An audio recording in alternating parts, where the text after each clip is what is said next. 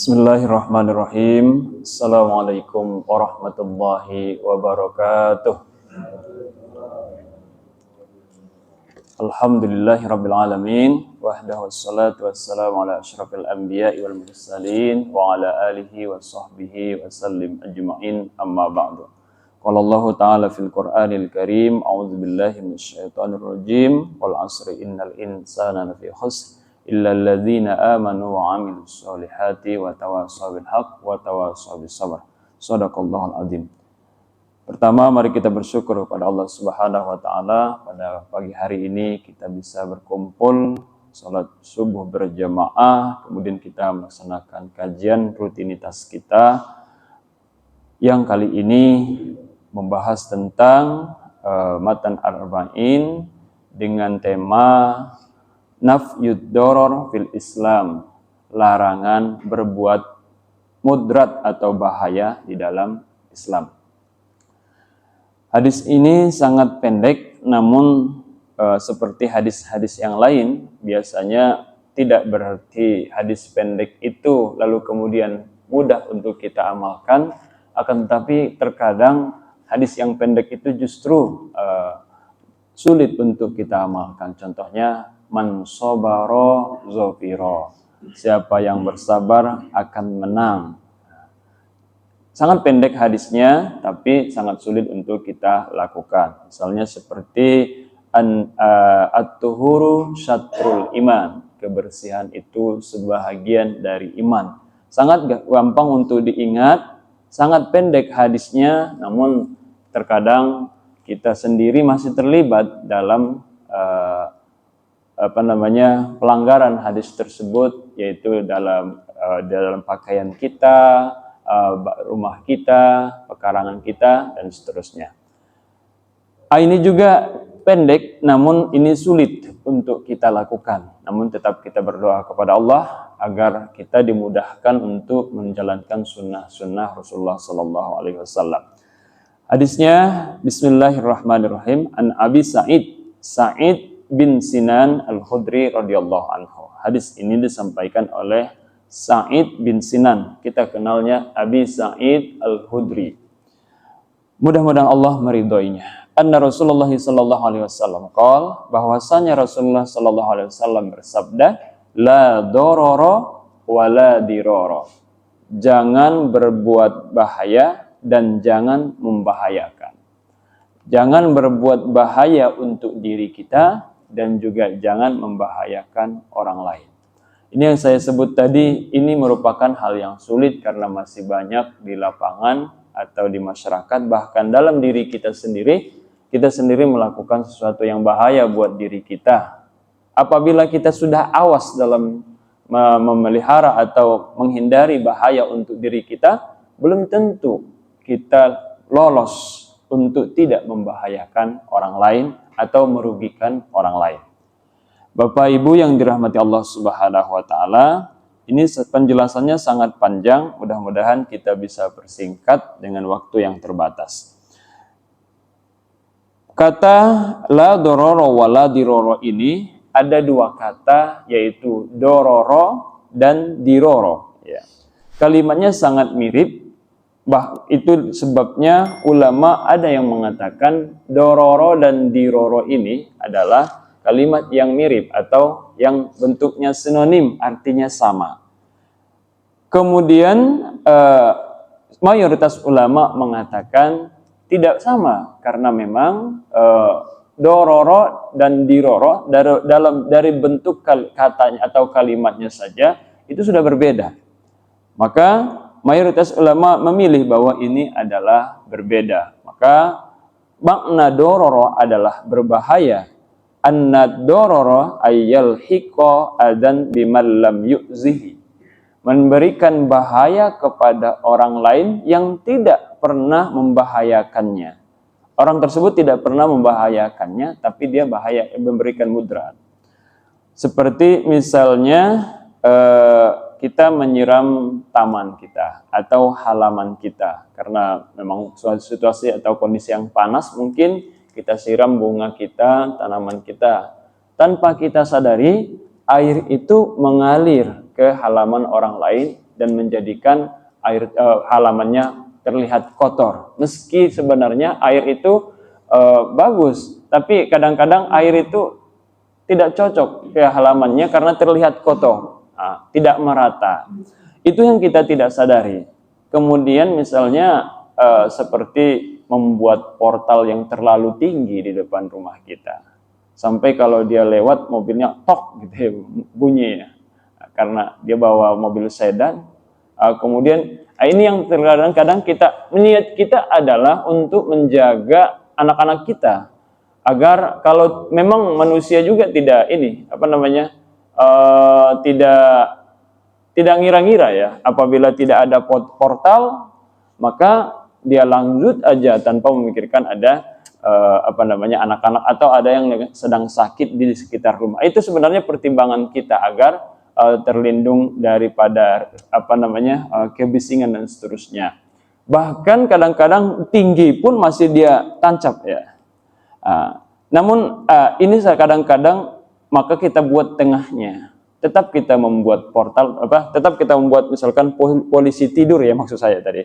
Polisi tidur tapi jangan terlalu tinggi karena memang itu sebagai warning buat teman-teman yang membuat jalan itu agar tidak terlalu tinggi, tapi orang yang menggunakan jalan juga tahu bahwa di sini tidak boleh. Ini adapun yang melanggar memang itu sebagai bentuk pelampauan batas orang tersebut. Ada banyak lagi, kadang-kadang kita bercanda tapi ternyata membuat teman kita tersinggung. Itu juga disebut dengan doror, yaitu kemudian ada yang memang kita sengaja untuk menyakiti orang lain, membuat orang lain terganggu. Itu juga disebut dengan doror. Kemudian disebutkan oleh ulama juga makna diror ya, la dororo wala diroro. Makna diror di sini ulama mengatakan bahwa ayyalhiqu adan biman qad adahu ala wajhin ghairi masyru'. Ini menurut ulama diror ini adalah apabila orang lain membahayakan kita, merugikan kita, lalu kemudian kita balas merugikannya lagi.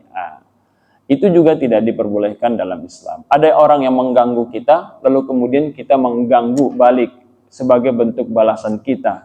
Kenapa tidak boleh? Karena mengganggu orang lain itu sesuatu yang tidak diperbolehkan. Bukan berarti apabila kita diganggu orang lain, lalu kemudian berubah hukum mengganggu orang lain itu jadi boleh.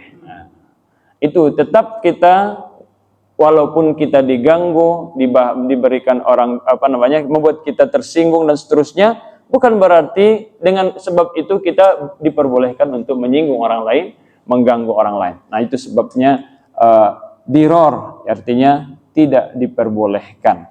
Kalau kita memang betul-betul menyimak atau mengamalkan ini, Masya Allah, kepekaan dalam pergaulan Islam itu luar biasa. Mengetahui bahwasanya seorang mukmin itu selalu dalam keadaan yaqzah, yaitu selalu bangun ya, tidak pernah oleng gitu ya. Artinya khilaf itu jarang ya kalau orang yang beriman itu. Bapak Ibu yang dirahmati Allah Subhanahu wa taala. Kemudian yang bisa kita ambil daripada hadis ini, yang pertama, ada pengecualian tentang bahaya atau mudrat ini. Al-manfi hiya ad-dororu lal uqubah wal qisas. Pengecualinya adalah yang tidak boleh itu adalah membahayakan orang lain. Tidak berarti tidak boleh memberikan sanksi atau qisas kepada orang lain. Artinya, apabila ada orang yang mencuri lalu kemudian kita amankan, bukan berarti agama kita melarang untuk tidak menghukumnya. Akan tetapi itu dikecualikan karena memang sudah syariat Islam kita, termasuk menjaga atau maqasid syariah itu. Maqasid syariah yang 5 adalah menjaga agama, menjaga keturunan, menjaga jiwa, dan menjaga harta tadi. Menjaga harta itu sebagai maqasid atau tujuan syariat kita. Itu kenapa kita dilarang untuk mencuri. Dalam Al-Quran itu as-sariqu was-sariqatu faqata'u aydiyahuma. Bahkan Rasulullah mengatakan, kalau sekiranya Fatimah mencuri, akan aku potong juga tangannya. Itu sebuah pernyataan yang tegas menurut saya, bahwasanya pernyataan atau hudud atau batasan-batasan dalam Islam itu juga ada. Bukan berarti kalau orang mencuri untuk mengamalkan la dororo, jangan berbuat bahaya atau mudarat, tentu lantas kita lepaskan, tidak, karena memang ada aturan tersendiri. Wal kisosu, dan kisos, ya. Ini pengecualiannya juga kisos. Kisos ini juga boleh dilakukan apabila syarat dan ketentuannya tetap sudah terpenuhi. Karena walaupun dalam Islam walakum fil qisasi hayatun ya ulil albab, ada dalam Al-Qur'an itu juga disebutkan kutiba alaikumul qisas, diwajibkan atas kalian untuk melaksanakan kisos. Namun kenyataan sesuai dengan yang terjadi itu sangat jarang terjadi kisos. Meskipun ada sebenarnya kisos. Terjadinya kisos itu sudah tindakannya sudah terlalu melampaui batas. Bahkan kadang-kadang bisa yang hanya kisos itu hanya bagi seperti pembunuhan berencana. Nah, di pembunuhan berencana inilah keputusan itu berbeda-beda. Ada yang mengatakan itu tidak termasuk pembunuhan berencana, ada yang mengatakan itu pembunuhan berencana dengan sebab dan bukti yang lain. Nah, ketika nanti di ujung jarang sekali terjadi bahwa itu diputuskan pembunuhan berencana. Tapi ada yang namanya kisos, itu membuktikan bahwa ternyata Islam itu walaupun tegas, tapi ternyata walaupun ada istilah hukum kisos, nyawa dibayar dengan nyawa, tidak berarti sangat mudah untuk menetapkan itu. Akan tetapi butuh pertimbangan yang besar. Karena Islam itu bukanlah agama yang sadis. Islam bukanlah agama yang keras. Islam adalah agama yang samhah, yang penuh dengan toleransi. Bapak Ibu yang dirahmati Allah Subhanahu wa taala, seperti misalnya ketetapan atau sanksi yang diberikan oleh Rasulullah dalam hadis yang sudah pernah kita bahas juga, yaitu umirtu an uqatilan nas hatta yashhadu an la ilaha illallah. Aku menyuruh untuk memerangi manusia hingga mereka mengucapkan asyhadu an la ilaha illallah wa asyhadu anna muhammadar rasulullah. Fa idza qaluha, apabila mereka mengucapkannya, asamu minni dima'ahum, darah mereka terjaga, wa amwalahum, harta mereka terjaga, illa bihaqqiha, kecuali haknya. Artinya semua yang ada pada kita seorang muslim haram bagi orang untuk mengambilnya kecuali kewajiban kita saja, seperti zakat. Artinya ketika Rasulullah Shallallahu Alaihi Wasallam memberikan peringatan kepada orang yang sudah bersyahadat, maka jangan main-main. Hartanya memang dijaga, tapi kalau zakatnya harus dikeluarkan. Nah, kalau kita berbicara dengan zakat, kemarin itu manfaatnya adalah luar biasa. Memang ada paksaan untuk zakat, seperti kesannya zakat itu dipaksa. Tapi ternyata tujuan syariat kita adalah untuk membersihkan harta kita. Ibaratnya kita memancing ikan, jangan sampai ikannya langsung kita goreng. Ya. Jangan langsung kita masak. Ya. Terlebih dahulu kita bersihkan dulu perutnya. Itu yang dimaksud dengan analogi daripada zakat itu. Maka kalau kita mendapatkan harta, sudah pasti lisaili wal marhum, sudah ada di situ ya. Artinya apabila kita mendapatkan harta, entah apa begitu uang kaget dan seterusnya, arisan dan seterusnya, jangan sampai kita merasa memang ini hakku. Memang betul itu hak kita. Kita sudah menunggu 10 bulan, barulah kita dapat 10 juta ya, dari arisan kita. Kita merasa bahwa ini hak saya, nggak boleh dibagi. Tidak, tapi di dalam itu pasti ada hak orang lain, harus kita keluarkan. Dan kalau kita tidak keluarkan, maka harta itu keluar sendiri. Ibaratkan seperti bak mandi yang ada di dalam rumah kita, kemudian kita hidupkan keran. Keran itu ibaratnya seperti nikmat yang selalu ada, lalu kemudian kita tidak pindahkan itu air yang di bak itu meluap. keluar sendiri. Tidak ada ceritanya air itu tanpa ada hambatan kemudian dia membumbung ke atas, tidak. Dia pasti keluar. Seperti itu juga logika, kalau kita mendapatkan harta, maka harus kita keluarkan. Kalau tidak, bisa keluar sendiri. Bisalah sakit gigi, ya, bisalah bayar ini dan itu, keluar dipaksa. Dan paksaan itu memudratkan kita. Sebelum hal mudrat itu datang, kita dahulukan untuk membayar mengeluarkannya. Seperti itu. Seperti misalnya kita iuran BPJS. Kalau saya pribadi tidak merasa rugi, walaupun memang itu berat. Tapi dalam niat saya, daripada saya yang sakit. Ya.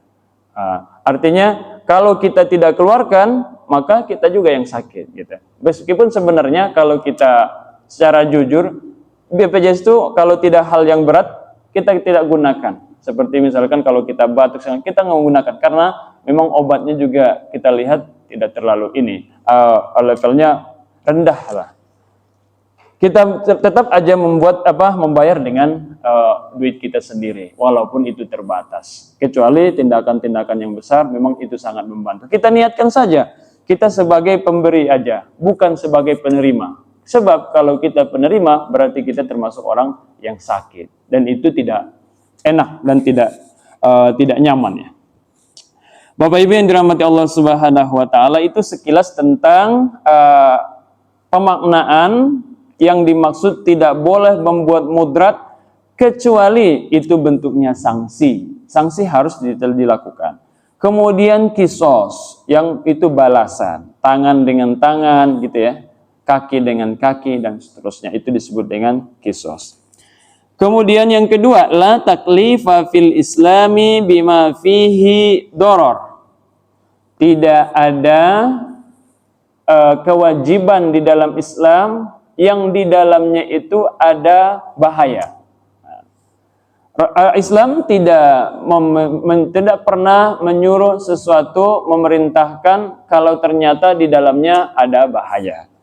Wala nahyun amma fihi naf'un. Dan tidak pernah melarang kalau di dalamnya itu ada manfaat. Artinya kita sebagai muslim udah nurut aja gitu. Tenang aja. Kalau kita tidak diperbolehkan, berarti itu sesuatu yang berbahaya. Kalau itu disuruh, berarti itu sesuatu yang bermanfaat. Seperti misalkan contoh, sholat berjamaah. Itu adalah perintah meskipun di kalangan ulama itu ada yang mewajibkan, mayoritas ulama mengatakan itu sunnah. Nah, sikap kita ya laksanakan aja. Pasti ada pasti ada hikmah atau manfaat yang baik di dalam perintah itu. Tidak ada bahaya sedikit pun. Artinya tidak pernah kita dengar bahwasanya kalau ada orang yang sholat berjamaah lalu kemudian terjadi pembunuhan gitu dan seterusnya ya. Tidak ada. Yang kita dengar cuma kalau dikeluarkan dari grup, maka dia juga membuat onar gitu. Kemarin ada informasi itu ya. Pembunuhan motifnya karena dikeluarkan dari grup. Ya. Ini nggak main-main ya. Ternyata saya juga pernah membaca berita hanya karena meminta atau meminta lah untuk hutangnya, menyinggung ya. 5.000 ya, terjadi pembunuhan. Ya, luar biasa ya. Tersinggung sedikit, ini nggak main-main orang sekarang. Jadi tersinggung dikit dia bisa jadi fatal, brutal ya. Itu sangat berbahaya. Inna Allah Ta'ala lam yukallif ibadahu fi'lun ma yadurruhumul battah. Sesungguhnya Allah tidak memberatkan hambanya untuk melakukan sesuatu yang mudrat. Artinya tidak pernah menyuruh. Kama annahu subhanahu wa ta'ala lam yanhahum an syai'in fihi naf'un lahum, sebagaimana juga Allah tidak pernah melarang sesuatu yang bermanfaat bagi kita. Bagi kita meminjam duit di bank itu adalah manfaat. Tapi ternyata banyak yang terkendala dalam membayarnya. Bagi kita pinjol itu manfaat, tapi manfaat sesaat ya. Selebihnya menjadi ini. Makanya Allah Subhanahu wa taala melarang itu. Juga kita tidak mau melakukannya, itu yang kita lakukan, itu yang kita rasakan, merana, ya, atau menderita dan seterusnya. Kemudian Fafihima amruhum bihi ainu salahim fi dinihim wa dunyahum. Sesuatu yang dilarang dan diperintahkan itu adalah sesuatu yang baik untuk diri kita, untuk dunia kita, jadi untuk agama kita juga. Wa fi manahahum anhu anin fasadi ma'asyihim wa ma'adim. Karena kalau kita lakukan, maka kita akan mengalami kesulitan dalam kehidupan kita. Sesuatu yang dilarang tadi. Kemudian nih, kul innama harrama rabbiyal fawahisha ma dhahara minha wa ma baton. Sesungguhnya Allah Subhanahu wa taala mengharamkan, melarang untuk melakukan sesuatu yang kotor, keji, baik ia secara zahir maupun batin. Anna Allah Ta'ala abaha lil ibadi kullama fihi salamatu uqulihim wa sihhatu abdanihim. Allah Subhanahu wa taala hanya membolehkan bagi yang di dalamnya terkandung untuk keselamatan akal kita, artinya yang sesuai dengan akal pikiran kita. Nah, kemudian selain itu, kemudian yang tidak memberikan mudrat kepada diri kita, kesehatan kita. Jadi sesuatu yang diberikan Allah Subhanahu wa taala sebagai perintah, maka itu sesungguhnya bukan berarti untuk mencelakakan kita, tapi untuk kesehatan kita, sesuai akal kita dan seterusnya. Tidak berarti sesuatu yang dilarang itu juga untuk mencegah kita daripada sesuatu yang baik, tidak, akan tetapi untuk mencegah kita daripada ifsad, artinya kebinasaan. Tidak ada efek negatif bagi kita apabila kita tidak melakukan yang dilarang Allah Subhanahu wa taala. Kul man harrama zinatallahi allati akhraja li ibadihi wat thayyibat minar rizqi kul hiya lil ladzina amanu fil hayatid dunya khalisatan yaumal qiyamah. Itu surah Al-A'raf ayat 32 yang menyinggung tentang itu. Bapak Ibu yang dirahmati Allah Subhanahu wa taala. Kemudian yang ketiga yang kita bisa ambil dari hadis pendek tadi, la dororo wala diroro. Raf'ul haraj, yaitu mengangkat kesulitan, ya. Man nafad darar fil Islam rafa'al haraja anil mukallaf. Siapa yang tidak melakukan doror, sesuatu yang bahaya, maka itu bermanfaat bagi dirinya.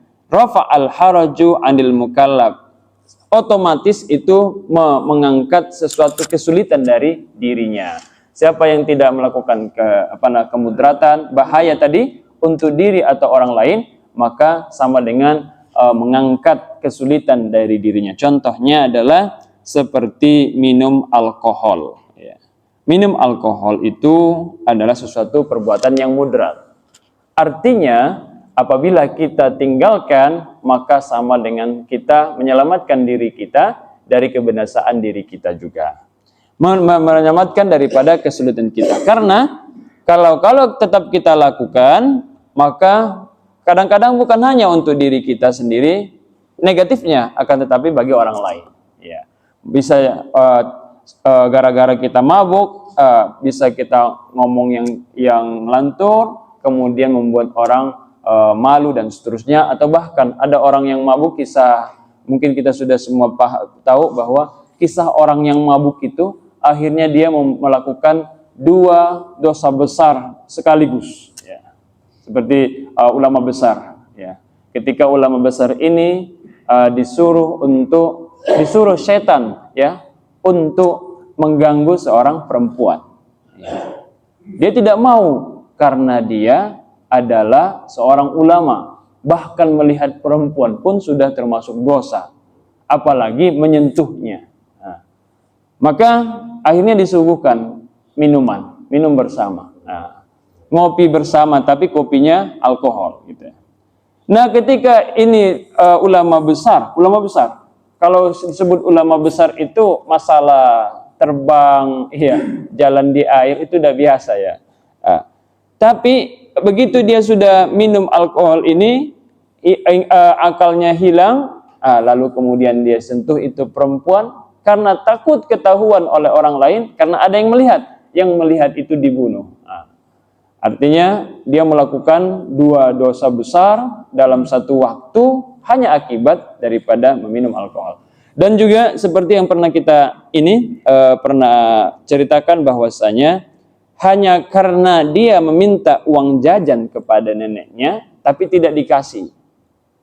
Lalu dia membunuh neneknya, bahkan memutilasinya. Masya Allah. Kenapa ditelusuri? Ternyata orang ini anak ABG, anak baru gede ini terlibat narkoba. Narkoba ini sekali pakai, 2 kali pakai mungkin belum ada ini, tapi begitu sudah sering, kalau tidak mendapatkannya apapun dilakukan. Jadi sikap brutal itu pun muncul dan dia tidak melihat orang lain itu siapa, ibunya atau neneknya, kerabatnya, dia nggak melihat. Bahkan dalam pikirannya ketangkap pun nggak masalah dalam saat itu, tapi begitu ketangkap nyesal juga. Tapi dasar itu tidak. Nah makanya itu dengan kita menghindari barang-barang haram, maka sesungguhnya kita menghindari diri kita daripada kesulitan-kesulitan. Wa ma ja'ala 'alaikum fid dini min haraj. Allah Subhanahu wa taala sudah jelas mengatakan, aku tidak menjadikan agama ini bagimu sebagai kesulitan, tapi melainkan kemudahan. La yukallifullahu nafsan illa wus'aha. Allah tidak memberati seseorang kecuali sesuai dengan kemampuannya. Maka misalnya hari ini kita belum punya rumah, ya, berarti Allah Subhanahu wa taala masih melihat kita mampu untuk tidak punya rumah, kira-kira begitu ya. Hari ini kita belum punya mobil. Memang kita itu kalau kemana-mana kehujanan, harus bawa mantel dan seterusnya. Bawa anak-anak kehujanan, pulang sampai rumah pilek dan seterusnya. Ya memang Allah masih menganggap kita orang yang mampu untuk menghadapi itu. Jangan sampai kita membuat jalan pintas, shortcut ya. Kita langsung, mumpung saya ada SK dan ini masih ada, langsung borohkan SK, ambil duit, langsung beli mobil dan seterusnya. Nah, ini yang menjerat kita. Ini yang menjadikan kita terjerat. Kalau kita langsung membeli barang masih ada ikhtilaf, tapi kalau kita langsung mengambil duit, itu yang disebut dengan riba, yang itu sudah jelas keharamannya. Bapak Ibu yang dirahmati Allah Subhanahu wa taala, Rasulullah mengatakan, "Bu'istu bil hanifiyatil samha." Aku diutus, kata Rasulullah, aku diutus al hanifiyatis samha, bersih dan penuh dengan toleransi. Jadi Rasulullah itu diutus untuk menjadikan kita umatnya yang kasar menjadi lembut. Yang sangat lembut banget menjadi biasa aja gitu ya. Yang kemayu biasa aja gitu. Yang kasar banget biasa aja. Itu kenapa Rasulullah diutus. Jadi keadaan kondisi jahiliyah zaman dulu seperti itu. Ada yang kasar banget, ada yang tidak mau tahu. Maka Rasulullah itu diutus untuk mengoreksi itu, memperbaiki itu. Wa min amsilatit tahfif minal mukallaf, ada keringanan dalam Islam itu. Kalau kita mau yang ringan, ada. Yang pertama contohnya ketika kita melakukan ibadah tapi kita dalam keadaan sakit. Jadi di agama itu tidaklah agama yang sulit. Ada keringanan di dalam agama itu. Salah satunya ketika kita beribadah, kita boleh ya, apabila kita sakit dan itu anggota wudhu kita tidak boleh kena air, maka kita boleh bertayamum. Nah, itu banyak sekali kemudahan yang diberikan Allah Subhanahu wa taala. Wa in kuntum mardo aw ala safarin aw jaa ahadan minkum minal ghaiti aw lamastumun nisa falam tajidu ma'an fatayammamu su'idan thayyiban. Singkatnya, apabila kita ingin toharoh ya, ingin kita bersih-bersih ya, maka ada pilihan. Kalau kita sakit maka boleh tayamum, kalau kita tidak mendapatkan air maka boleh tayamum. Jangan sampai apabila kita mengalami kecelakaan atau segala macam sakit lalu kemudian kita putuskan ini waktu libur untuk beribadah. Enggak. Karena beribadah itu sampai kita mati. Kemudian ada banyak lagi kemudahan yang di dalam Al-Qur'an di dalam agama Islam itu ada al-fitru lil musafiri wal marid, yaitu berbuka bagi orang yang sedang perjalanan dan sakit. Musafir itu pilihan. Apabila kita ingin melakukan perjalanan ke Bandung, itu pilihan. Mau melanjutkan puasa atau tidak, tapi ada rukhsah, keringanan dari Allah untuk tidak berpuasa. Tapi kalau kita tidak mengambilnya juga tidak masalah, karena lebih baik kita menjaga puasa hari itu dibanding kita menggantinya di hari lain, karena bisa jadi kemuliaan Ramadan itu harinya tidak sama dengan hari di mana itu di luar bulan Ramadan. Tapi kalau kita tidak sanggup, ada opsi, yaitu boleh berbuka ketika kita dalam perjalanan. Wal marid, atau sedang sakit. Sakitnya itu yang memang wajib untuk minum obat. Dan seterusnya, yang itu merusak atau membahayakan kita apabila kita tidak minum atau makan di siang hari ketika bulan Ramadan. Syahrul Ramadan alladzi unzila fihil Qur'an hudal linnas wa bayyinatin minal huda wal furqan, dan seterusnya. Faman syahida minkum syahr falyasum. Siapa yang menyaksikan, yang hidup di bulan Ramadan itu, maka hendaklah dia puasa. Waman kana maridan aw ala safarin fa iddatun min ayamin ukhra. Maka siapa yang sakit atau dalam perjalanan, maka hendaklah dia mengganti di hari yang lain. Artinya boleh berbuka. Yuridullahu bikumul yusra wala yuridu bikumul usra. Allah menyukai, berkehendak kepada kalian kemudahan, bukan kesulitan. Kemudian adamul ismi bi irtikabi mahzuratil ismi, ini beberapa kemudahan yang ada dalam Islam. Artinya ini sebagai pembantahan bagi orang yang menyangka bahwasanya Islam itu keras. Ya. Di dalam Islam itu ada samhah, ya, toleransi yang sangat besar. Seperti adamul ismi bi irtikabi mahzuratil ihram liman waqa'a fi masyaqqati bi iltizamiha. Artinya tidak berdosa orang yang menggunakan suatu benda yang haram apabila dia mendapatkan kesulitan atau mendapatkan risiko yang besar apabila tidak melakukannya. Contohnya seperti vaksin kemarin. Bahwasanya kita diberikan kemudahan, bahwasanya vaksin itu asalnya adalah haram, tapi karena darurat mahzurat itu hilang, keharamannya hilang. Itu semua sebuah kemudahan. Boleh kita tidak mengambilnya, boleh, tapi itu adalah pilihan. Maka kita melihat ada banyak orang yang memilih bervaksin, ada yang memilih tidak vaksin. Itu opsi. Nah. Kemudian wala tahliku ru'usakum hatta yablughal hadayu mahillah faman kana minkum maridan, dan seterusnya, ya.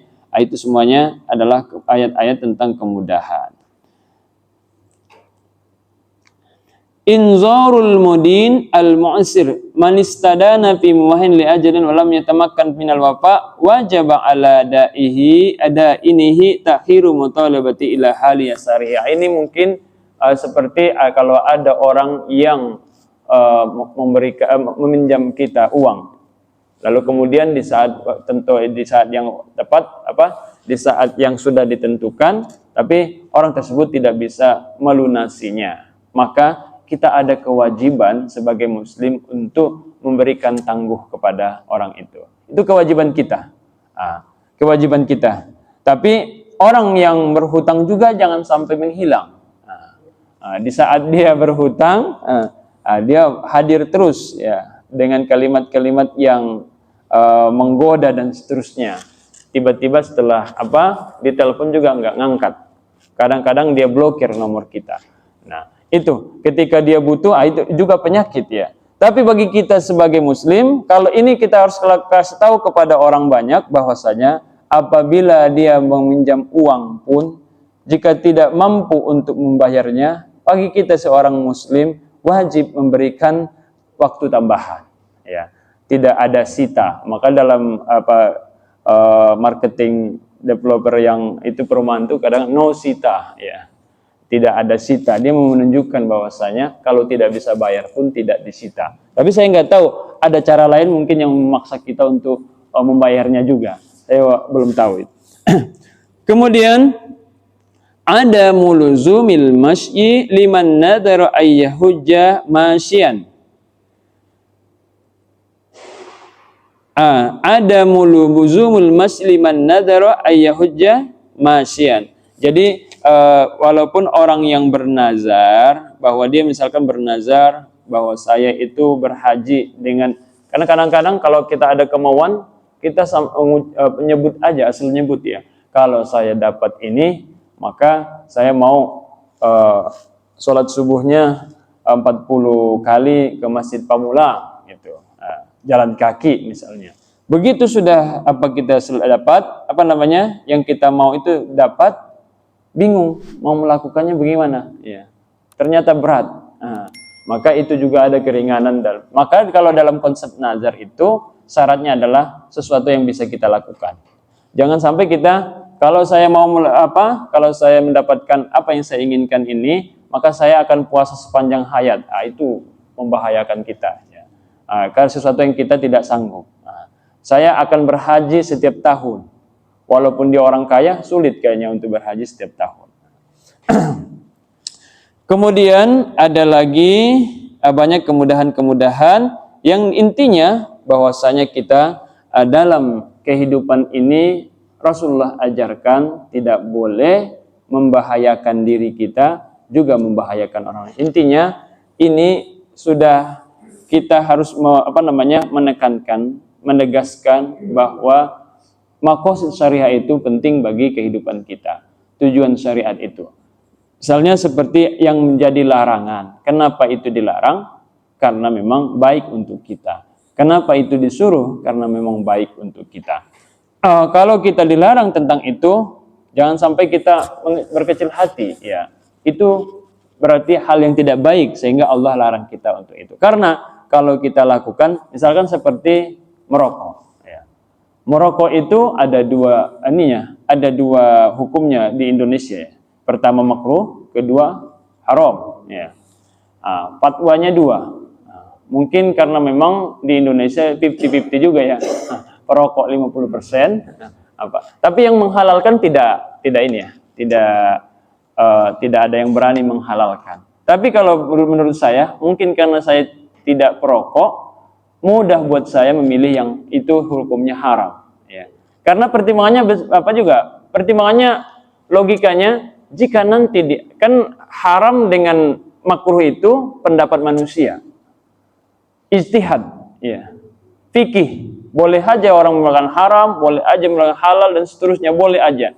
Tapi nanti sekiranya kita berhadapan dengan Allah di yaumil mahsyar, namun ternyata Allah lebih berat membenarkan itu rokok haram, bagaimana kita yang beranggapan bahwa itu makruh?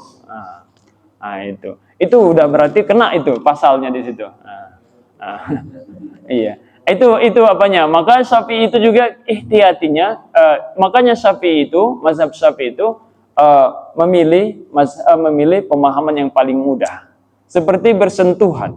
Dalam Al-Quran itu tadi disebutkan aula mastumun nisa, atau menyentuh perempuan, batal wudunya, artinya harus berwudu kalau kita sudah menyentuh perempuan. Jadi Imam Syafi'i dengan kehati-hatiannya menyentuh kulit dengan kulit pun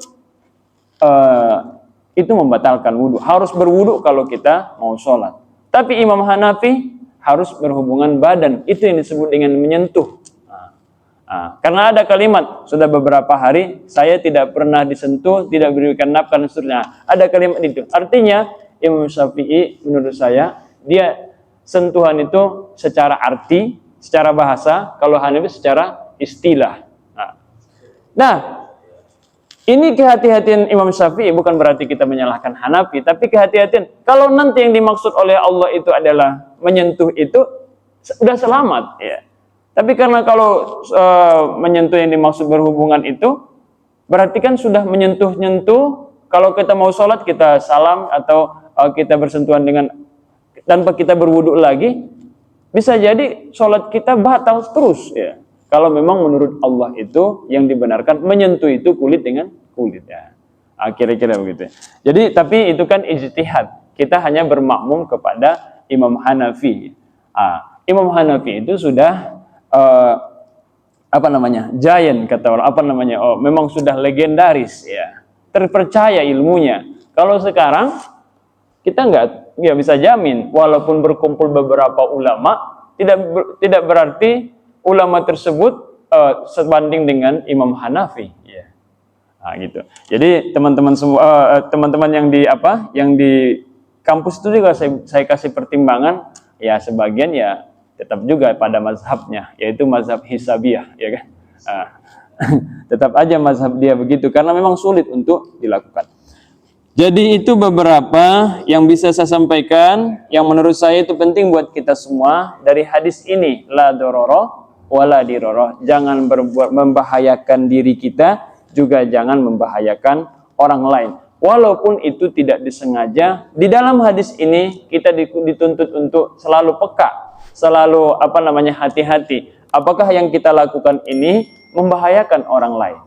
Karena banyak orang yang merasa dia tidak membahayakan orang lain, padahal dia selalu membahayakan orang lain. Misalnya seperti ngidupin musik terlalu kencang di sebuah komplek. Ya, dia dangdut. Belum tentu tetangganya suka dangdut, tentu sakit hati. Dan kira-kira begitu. Ya, kalau mau ya tetap aja dangdut, tapi buat kamar kita kedap suara. Bukan berarti kan ada juga dalam hati kita supaya mereka tahu bahwa saya itu update lagu terbaru, ada juga begitu ya. Tapi sebenarnya mengganggu orang lain. Ada misalnya di situ yang tua, tapi kita mutar lagu Kucing Garong, nggak cocok. Jadi terganggu dia. Terganggu akhirnya ini dosa-dosa yang seperti ini yang kita tidak sengaja ini. Kadang cara duduk kita juga membuat orang berdosa. Itu perlu kita ini kan. Karena seperti saya juga kadang-kadang dalam menyampaikan mungkin seperti menggurui banget, padahal audiensnya sudah tahu banget. Itu juga membuat orang berdosa. Maka di setiap majelis itu kita selalu istighfar ya. Ada doa penutup majelis. Jadi itu beberapa penjelasan yang bisa saya sampaikan. Sebenarnya ini sangat panjang sekali, tapi waktu yang terbatas, maka kita cukupkan sampai di sini tentang la dororo wala diroro, jangan menyakiti, jangan membahayakan, dan juga jangan membahayakan diri, jangan juga membahayakan orang lain. Demikian saya serahkan kembali ke Ketua DKM.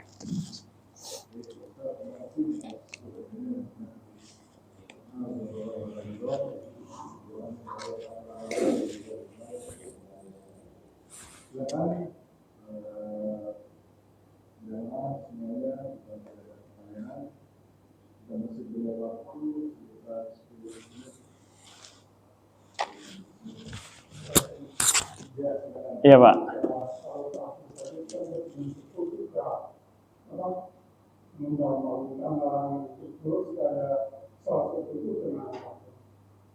Salat subuh ya?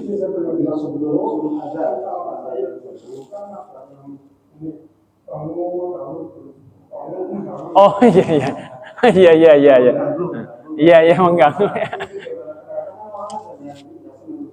Iya betul.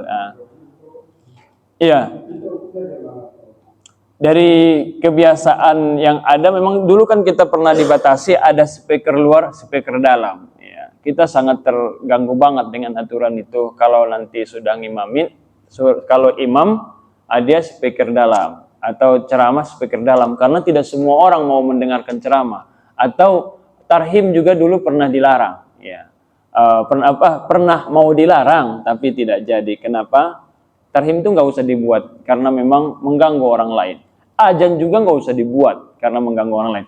Tapi dalam masalah ini memang kadang-kadang ada 1-2 orang yang tidak senang, ya. Tapi bukan berarti karena 1-2 orang itu lalu kemudian kita tidak melakukannya. Tapi seperti tadi itu subuh gitu ya. Mungkin jangan terlalu keseringan lah untuk itunya ya. Jangan terlalu keseringan. Kita biasanya itu membuat tarhim ya. Tarhim itu tidak ada ulama satupun yang melarang kecuali dari mereka yang salaf itu tarhim itu nggak boleh. Ya. Kenapa? Karena memang tidak ada pada zaman Rasulullah. Ya. Jadi adanya itu kan kita gurunya itu kan kita gurunya dari Mesir, ya. saya lupa namanya, korinya, tapi itulah guru pertama di PT IKI dari tahun itu. Saya masih ingat itu cerita almarhum Hussein Imbali. Nah, guru pertama di PT IKI itu dari Mesir, kori. Nah, jadi kori ini yang membuat as-salatu wassalamu alaihi itu dan seterusnya itu. Nah, makanya kalau kita ke Mesir juga ada tarhim itu.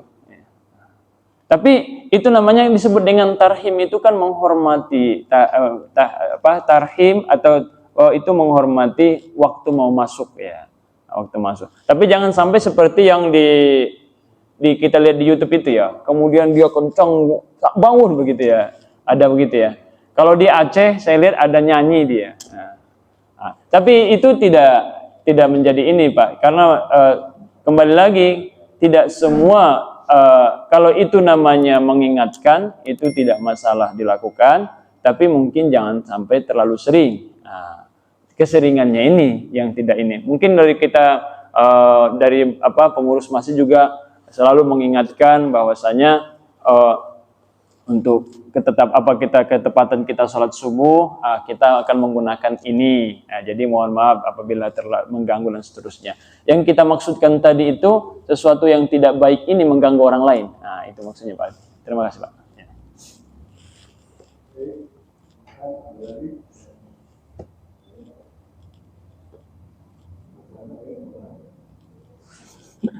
Iya Pak.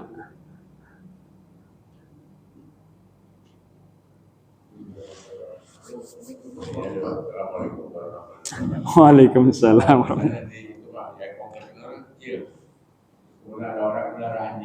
Oh iya iya.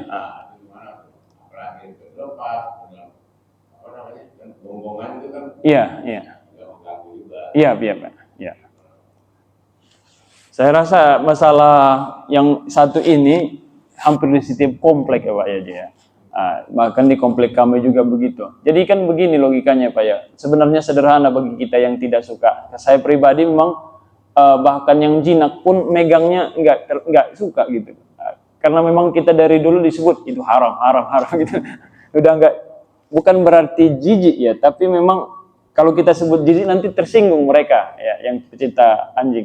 Jadi memang orang yang punya anjing itu nyaman dia berinteraksi segala macam karena dia paham tentang anjing. Kita yang nggak paham, ya, merasa takut gonggongannya maknanya apa kan kita nggak tahu.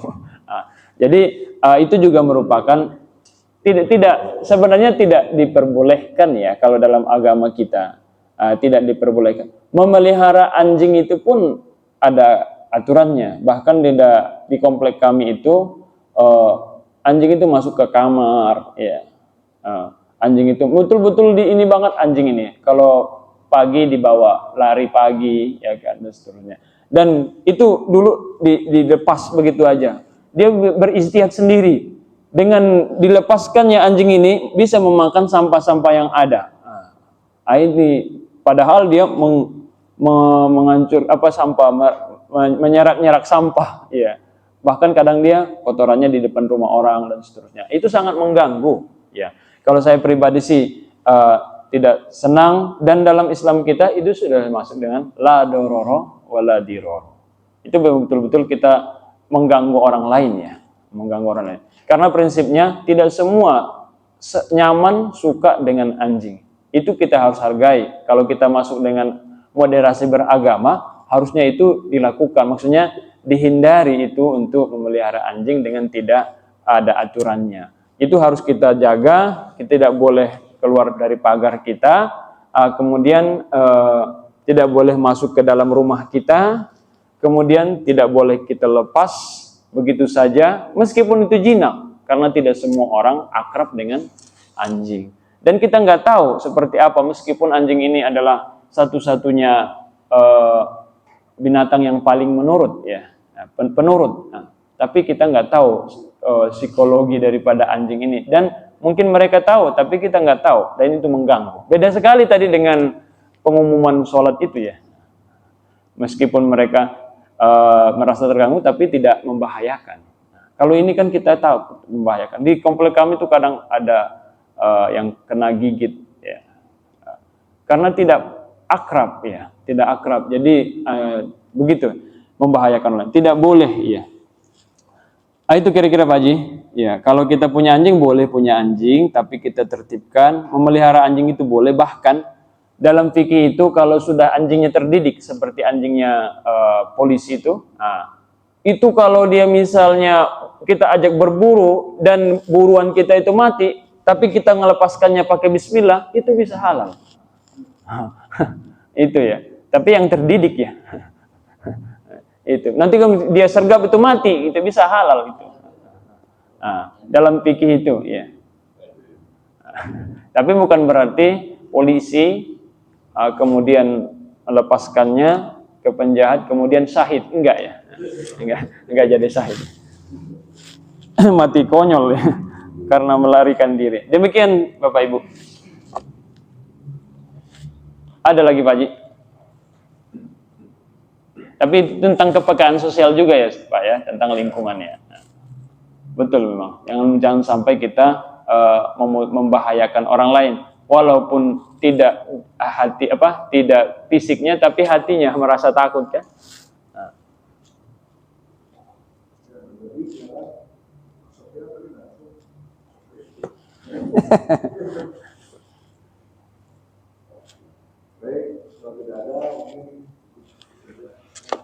Yep.